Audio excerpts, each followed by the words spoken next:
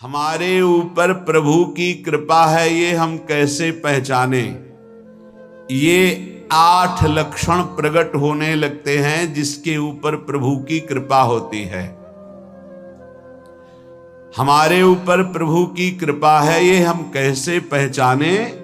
तो ये 8 लक्षण प्रकट होने लगते हैं जिस पर हरिजू की प्रियाजू की कृपा है। पहला, घोर अपराध करने वाले के प्रति भी दया की भावना,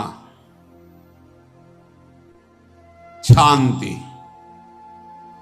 पहला लक्षण है। भाव में भी पहले शांत भाव है।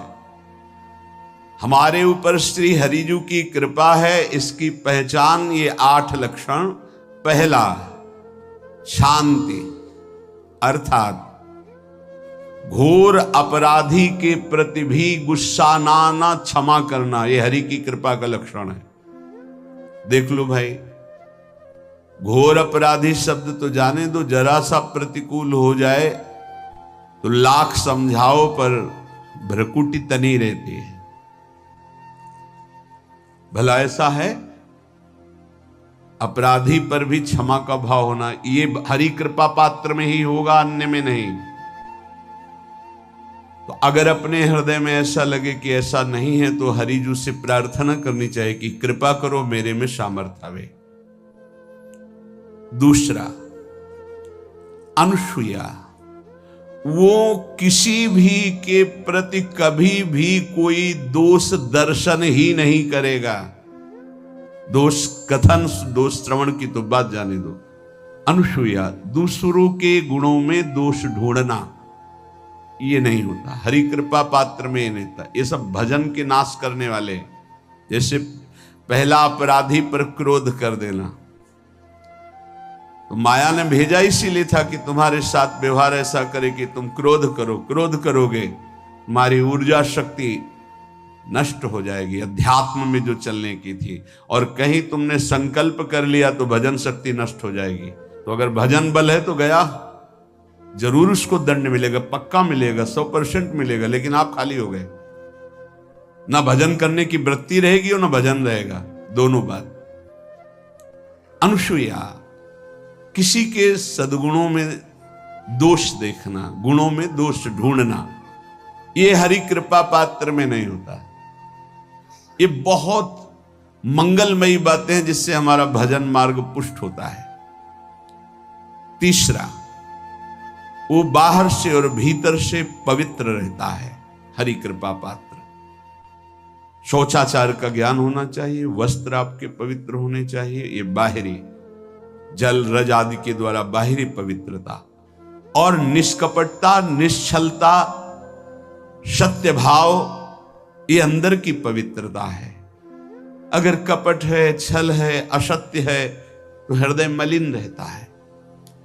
भीतर और बाहर से पवित्र रहना, इसमें खास बात क्या है? भीतर और बाहर से पवित्र रहने में, भीतर और बाहर से सदैव पवित्र कौन रह सकता है?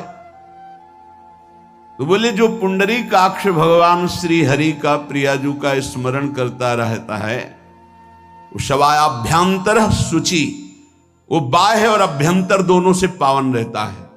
तीसरी जो कृपा का लक्षण है, अर्थात वो सदैव भगवत चिंतन परायण, शौचाचार का पालन करने वाला, बाहर और भीतर से हरि कृपा पात्र पवित्र रहता है।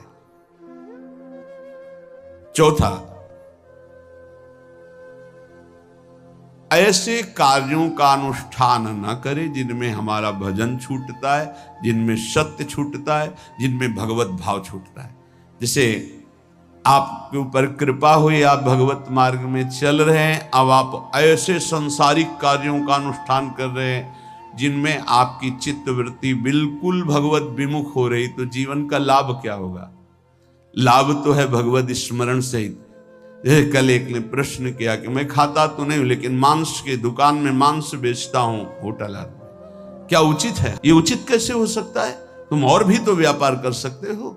जरूरी है धर्म का पालन करने की इच्छा करते हो, धर्म आचरण करते हो, ऐसा नहीं। तो विरत बहुकर्मा, उन कर्मों से हमें विरत रहना है जो हमारे धर्म के विरुद्ध है, जो भजन के विरुद्ध है। हरि कृपा पात्र ऐसे कर्मों का अनुष्ठान कर ही नहीं सकता। अपने भजन का फल देखना भगवत कृपा पात्र के सबको प्रदान कर देना। हिम्मत है? अपने भजन, इतनी मेहनत से किया हुआ भजन, भजन होने के बाद हे प्रभु इस भजन का फल हो, सर्वे भवन्तु सुखिना सर्वे सन्तु निरामयः। यहां तो कहते महाराज एक माला रोज आपके लिए करता हूं कि आपकी बीमारी ठीक रहे, तो शेष किसके लिए करते हो प्रभु? शेष क्या? अगर इष्ट और गुरु के लिए तुम्हारा है कि एक माला करते तो फिर इतनी माला करते तो हमें क्या होगा? सब आपको दे देंगे तो हमें क्या होगा? तभी भजन का रहस्य नहीं जाना। छठवां, अपने भजन से अपने लिए कुछ भी ना चाहना और दूसरों की तो बात जाने दो, दूसरों से कुछ ना चाहना ये तो ठीक है, अपने भजन से अपने लिए कुछ ना चाहना है हिम्मत। देखो ये हरि कृपा पात्र में हिम्मत होती। अपना भजन अपने प्रयोग में ना लाना, इसका भी आंतरिक रहस्य है। अपने प्रयोग में आप शरीर को लेकर के बोलेंगे, अगर स्वरूप को लेकर तो प्रयोग की कोई वहां जरूरत ही नहीं, स्वरूप पूर्ण काम है, वहां कोई अभाव नहीं। जब आप कोई भाव अपने लिए करेंगे तो देह भाव होगा, देह भाव से किसी विषय की मांग होगी। विषय पूर्ति भजन का फल नहीं होता, भजन का फल होता विषय निवृत्ति। बहुत जोर की बात है, कैसे समझ जाए? अपने भजन का भी फल अपने लिए नहीं, दूसरों से कुछ चाह रखना तो बात ही जाने दो, भजन से भी कोई अन्य सुख की चाह नहीं हुई। क्या चाहिए? भजन ही बनता रहे, भजन का फल भजन बनता रहे, खूब निरंतर जप करते रहे।